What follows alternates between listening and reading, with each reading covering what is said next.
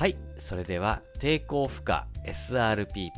3欠5欠切り替え式 6L6 シングルアンプの製作第4回目スタートしたいと思います。今回はですね、部品の取り付けの様子をご覧いただきたいと思います。2回ほど前の回にですね、今回の切り替えアンプの肝ともいえるスイッチについてご説明しました。今回スイッチはですね、ユニバーサル基板の上にジャンパーピンを立てて、そのジャンパーピンをコネクションするピンヘッダー、これをですね、場所を入れ替えることによってあたかもスイッチのような動作をしてもらうというアイディアで実装していこうと考えました。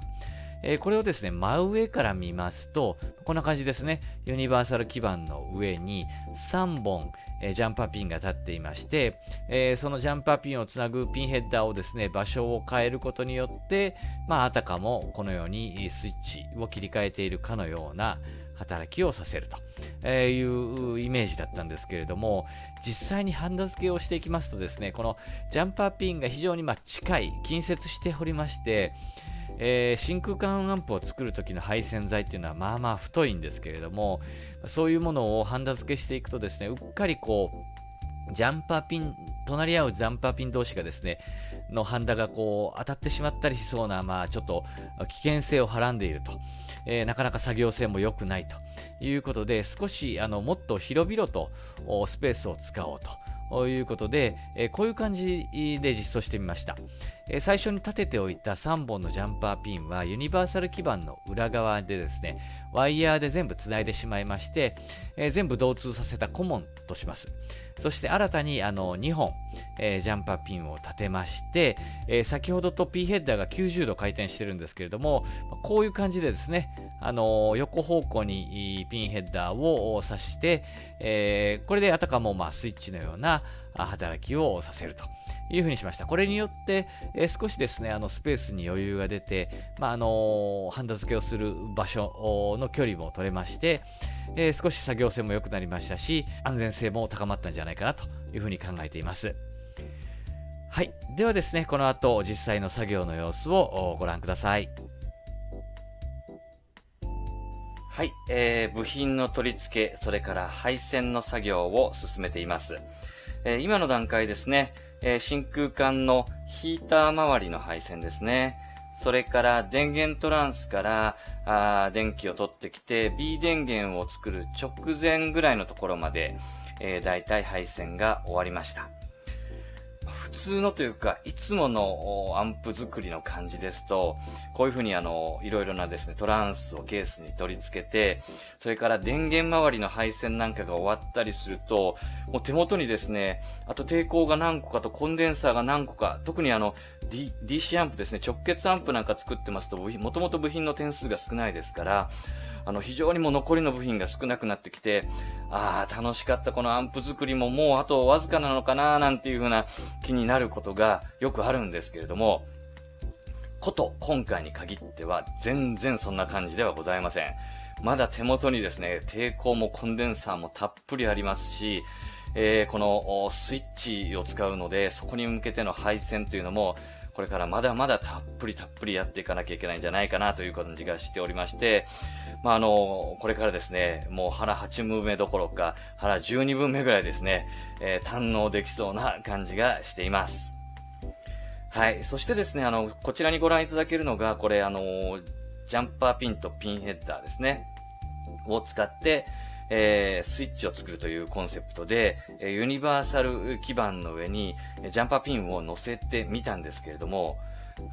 皆さんもよくご存知の通り、この真空管アンプを作るときに使う配線材というのはですね、例えばオペアンプを使ったり、ロジック IC を使ったり、そういう5V 系といいますか、弱電系といいますか、そういうものに比べて圧倒的に太いわけですよね。で、こういう太い配線材が最大でこのボードにですね、このユニバーサル基板に60本近く行ったり来たりするのかというふうに考えますと、ちょっとかなりキチキチだなというか作業性も悪いし、もし出来上がったとしても、ちょっと安全面で心配だなというふうに思いましたので、一回こうやって穴を開けてはみたんですけれども、まだまだスペース残っていますので、もっともっと大きいですね、ユニバーサル基板を、しかも2枚使ってですね、たっぷりとしたスペースに、ジャンパーピンを配置して、作業性も良く、そして出来上がりの安全性にも配慮したいというふうな感じで、ちょっとこの基板を変更していきたいなというふうに思いました。なのでですね、この後一旦、配線の作業はやめて、もう一度ちょっと穴を開けてですね、固定用の穴を開けて、この新しい大きなユニバーサル基板に取り替えていってというふうに進めていきたいと思うんですけれども、それもこれもですね、今回この選びましたリードの S1 というこの大きいケースですね。これのおかげでですね、まだまだスペース的に余裕があるので、そういうスペースをですね、十分に活用しながら、作りやすくて安全なアンプにするような方向性で、これからも作業を進めていきたいというふうに思います。はい、抵抗コンデンサーといった部品の取り付けが完了しました。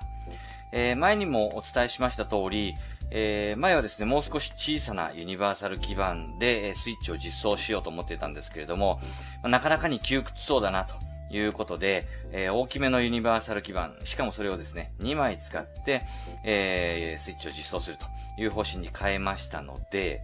このユニバーサル基板の上にですね、スイッチに直結するような抵抗、コンデンサー、そういった部品をもうすっかり載せることができました。ですので逆にこのラグ端子板の方ですね、こちら1枚丸々、余ってしまったんですけれども、これはそのまま、これはいいかなということでこのまま置いておきたいと思います。はい。ということで、抵抗コンデンサ類の取り付けが完了しましたので、あとはですね、いろいろなところを配線材を使って結んでいく作業、結線の作業というところに移っていきたいと思います。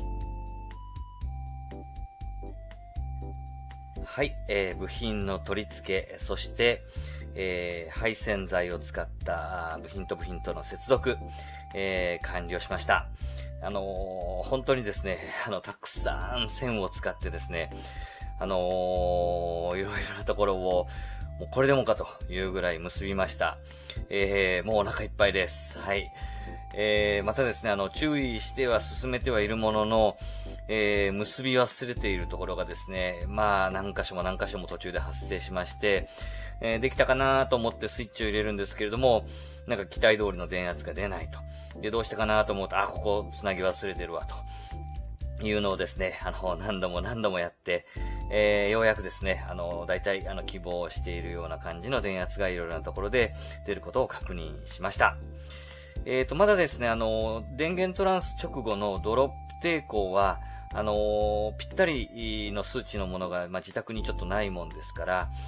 これから数値を決めて入手してというところは若干残っているんですけれども、それでも、大きく、当初の狙いからですね、数字が離れているというところではないので、これからですね、そのドロップ抵抗を入手して、最後仕上げて、いよいよ、音を聞くという段階に進んでいきたいと思います。